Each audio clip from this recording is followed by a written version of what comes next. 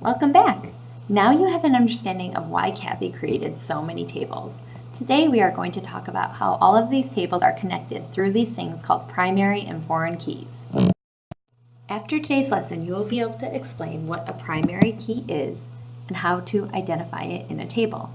You'll be able to explain what a foreign key is and how to identify it in a table. Lastly, you will begin to understand why they are important in relational databases.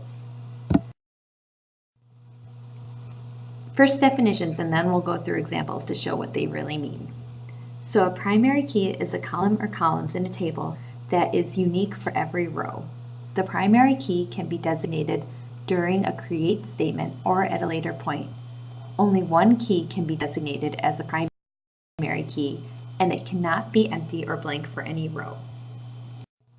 A foreign key is a column or columns in a table that is primary key in another table. Not every primary key is a foreign key in another table, but many are.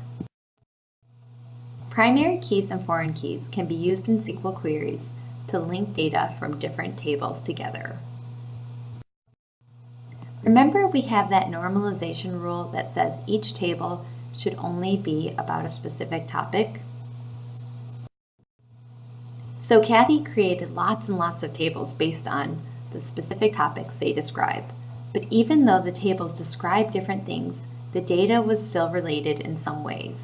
Let's take a closer look at two of the tables. So here we have the subjects table and the party behavior table that Kathy created. The subjects table has a row of information for each subject and personal information about them.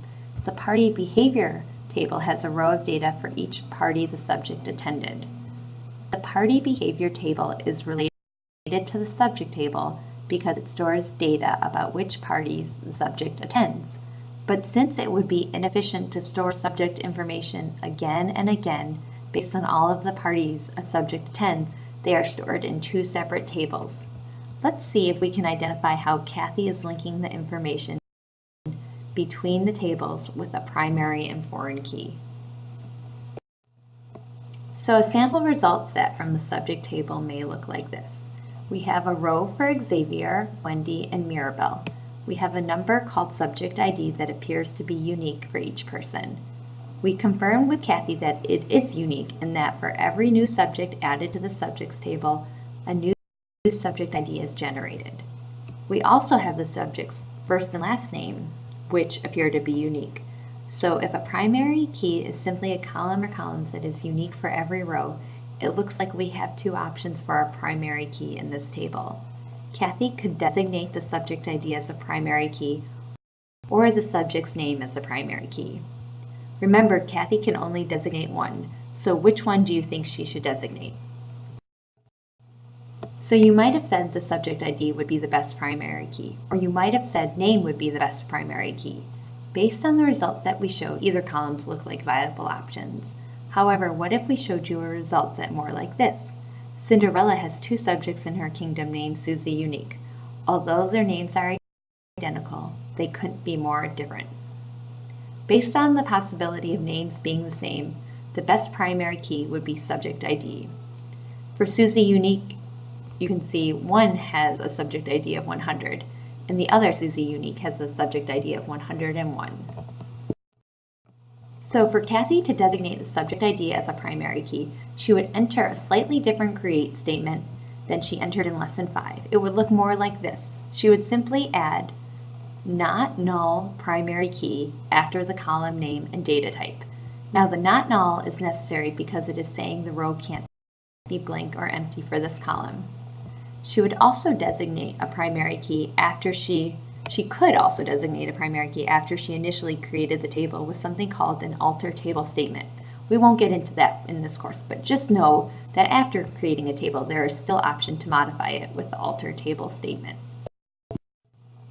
So after Kathy changed her create statement, subject ID would officially be the primary key of the subjects table. So now let's take a closer look at the party behavior table. If you'll notice, the subject ID is also in this table. Let's take a closer look at the sample result set. In this result set, subject ID is not unique, so it cannot be a primary key in the table. But since subject ID is a primary key in another table, and it identifies which subject the row is about, it is what we call a foreign key.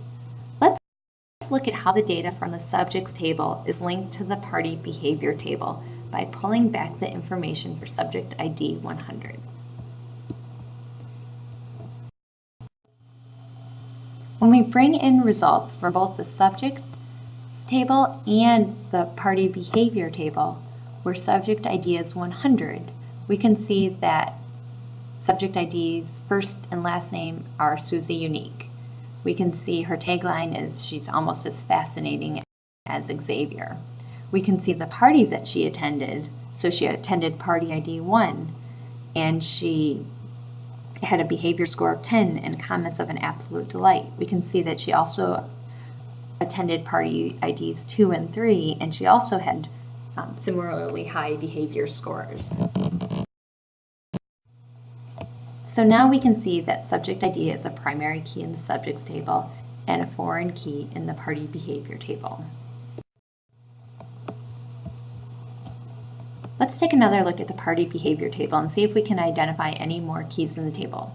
We can see that the party behavior ID appears to be unique. After talking to Kathy, we confirmed that each row in the party behavior table gets a unique identifier with the party behavior ID. We confirmed that she designated party behavior ID as the primary key in the party behavior table. So subject ID is the primary key in the subjects table. It is a foreign key in the party behavior table.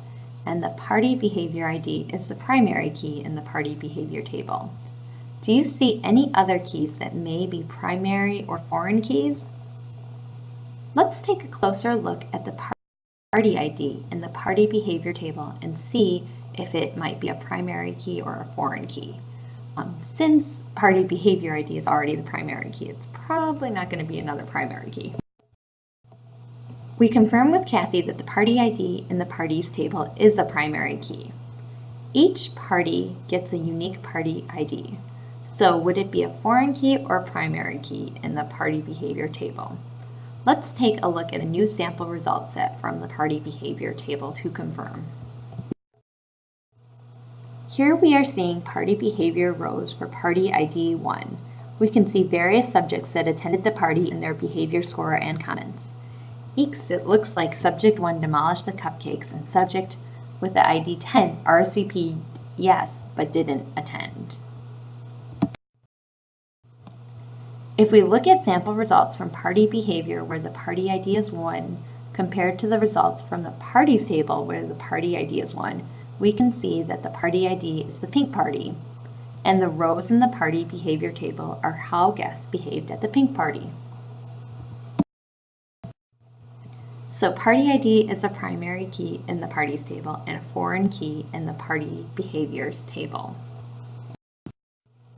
So now you have an understanding of primary and foreign keys and how they are key in relational databases. It is time for some practice.